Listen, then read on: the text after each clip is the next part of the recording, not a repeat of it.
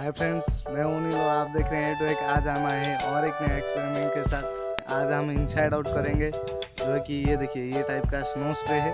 ये snow spray के अंदर क्या होता है और इसको काट के देखेंगे क्या इसके अंदर क्या केमिकल और क्या यूज़ होता है। और देखिए, ये टाइप का स्नो स्प्रे है और इसका हम इनसाइड आउट करेंगे। चलिए शुरू करते हैं।